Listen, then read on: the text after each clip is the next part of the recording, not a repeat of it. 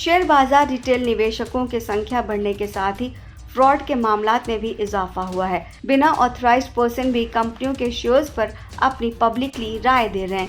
कोई यूट्यूब पर वीडियो बना करके अपना अधकचरा ज्ञान बांट रहा है, तो कोई सोशल मीडिया या टेलीग्राम चैनल के माध्यम से निवेशकों को उल्टी सीधी राय दे रहा है।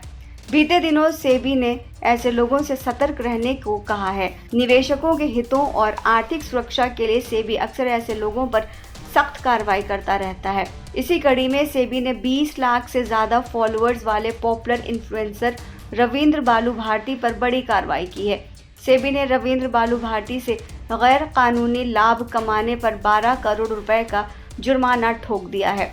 सेबी ने कहा है कि भारती इस रकम को एक इंटरेस्ट बेयरिंग एस्क्रो अकाउंट में डिपॉजिट करें। साथ ही भारती की पत्नी शुभांगी पर अगले आदेश तक बाजार में निवेश करने पर रोक लगा दी गई है। बता दें कि भारती अपनी पत्नी के साथ 2016 से Ravindra Bharati educational institute private limited यानी कि RBEIPL चला रहे थे। कथित तौर पर भारतीय शेयर मार्केट नामक वेबसाइट के माध्यम से शेयर बाजार से संबंधित एजुकेशन दे रहे थे। सेबी ने कहा कि ये संस्था बिना रजिस्ट्रेशन या ऑथराइज्ड शेयर बाजार पर एजुकेशन दे रहा था और ऐसे लोगों द्वारा चलाया जा रहा था जो मार्केट से रजिस्टर्ड नहीं थे। इस वजह से ये कार्रवाई की गई।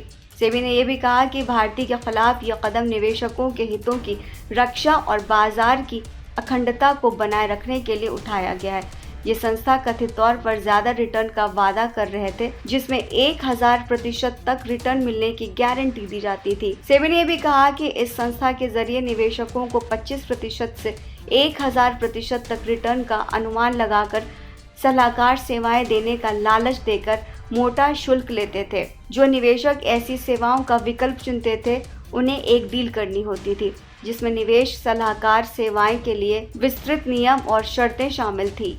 निवेश सलाहकार सेवाओं का लाभ देने के लिए शुल्क के तौर पर निवेशकों से उनके द्वारा निवेश पर कुछ प्रतिशत का रिटर्न भुगतान करने को कहते थे।